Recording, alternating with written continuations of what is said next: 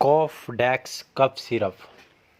आज बात करेंगे कॉफडेक्स कफ सिरप के साल्ट के एक्शन के बारे में।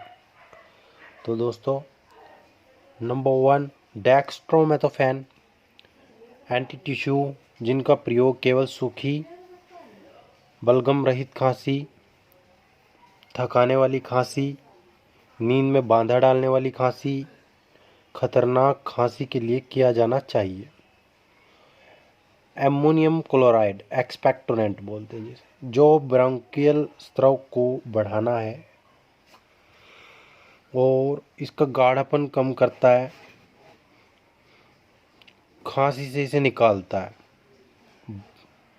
ब्रोमैक्सिन, जिसका प्रयोग बलगम निकालने व सांस की समस्याओं को दूर करने में किया जाना चाहिए। मेंथोल है इसमें, जो डिंक जेस्टेंट है, गले की खराश दूर करता है। ये मिश्रण है सॉल्ट के। दोस्तों, बाकी इसका टेस्ट थोड़ा सा अच्छा नहीं है, कड़वा है, लेकिन रिज़ल्ट बहुत अच्छा है। आप इसे यूज़ कर सकते हैं। 1 से 2 छोटे चम्मच दिन में 3 या 4 बार लें